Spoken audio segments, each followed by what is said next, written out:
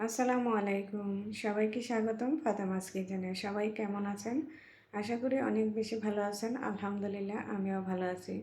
আবারও চলে আসলাম নতুন আরও একটি রেসিপি নিয়ে। আজকে আমি বিকেলে নাস্তায় চিড়া দিয়ে খুবই মজার একটা রেসিপি তৈরি করেছি। আর সেই রেসিপিটি আপনাদের সাথে শেয়ার করতে চলে আসলাম। এর জন্য এখানে আমি 1 কাপ চিড়া নিয়েছি।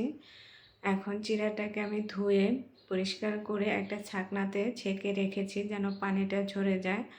আর এদিকে কিন্তু পানিটাও ঝরে গেছে। এখন আমি একটা বাটিতে নিয়ে নিলাম চিড়াগুলো। আর এই চিড়ার মধ্যে এখন আমি দিয়ে দিচ্ছি একটা পেঁয়াজ কুচি আর কিছুটা পরিমাণে গাজর কুচি।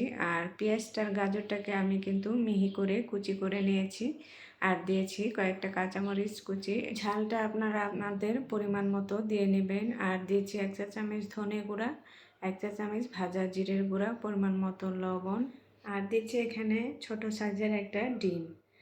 এখন সব উপকরণগুলো আমি চিড়ার সাথে ভালোভাবে চটকে মেখে নেব যেন চিড়াটা অনেক বেশি সফট হয়ে যায়।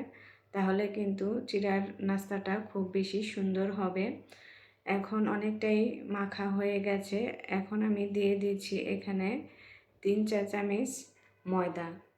আর এই ময়দাটা বাইন্ডিংয়ের কাজ করবে। ময়দাটা দেওয়ার পর আবারও একটু চিড়াটাকে ভালোভাবে মেখে নিয়েছি। এখন চলে যাব চিড়ার নাস্তাগুলো তৈরি করতে। সেজন্য আমি কিন্তু প্যানে আগেই তেল গরম বসিয়ে রেখেছি। এখন নাস্তাটা শেপ দিয়ে আমি তেলের মধ্যে দিয়ে দেব। আর এই যে এরকম করে আমি শেপ দিয়ে নিলাম। এখন দিয়ে দিচ্ছি তেলের মধ্যে। তেলটা কিন্তু গরম হয়ে এসেছে, হালকা গরম হয়ে এসেছে। এর মধ্যে আমি দিয়ে দিচ্ছি। আর এই নাস্তাগুলো একটু সময় নিয়ে ভাজতে হবে। খুব বেশি চুলার জাল বাড়িয়ে ভাজতে গেলে কিন্তু উপরটা পুড়ে যাবে আর ভেতরটা কাঁচা থেকে যাবে। সেই জন্য জালটা মিডিয়াম আঁচে রেখেই কিন্তু এই নাস্তাটাকে একটু সময় নিয়ে ভেজে নিতে হবে, তাহলে অনেক বেশি ক্রিস্পি হবে।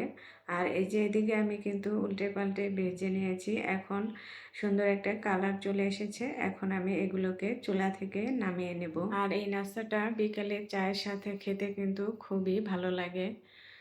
আর আজকে আমার রেসিপিটি কেমন লেগেছে অবশ্যই কমেন্ট করে জানাবেন। এদিকে নাস্তাগুলো কিন্তু ভাজা হয়ে গেছে। এখন আমি নাস্তাগুলো সসের সাথে পরিবেশন করে নিয়েছি। আর এই নাস্তাটা গরম গরম খাওয়ার চেষ্টা করবেন, তাহলে এটার আসল টেস্টটা পাবেন। ভাজার সাথে সাথে এটা গরম গরম অবস্থায় খেলে সসের সাথে খুবই ভালো লাগে।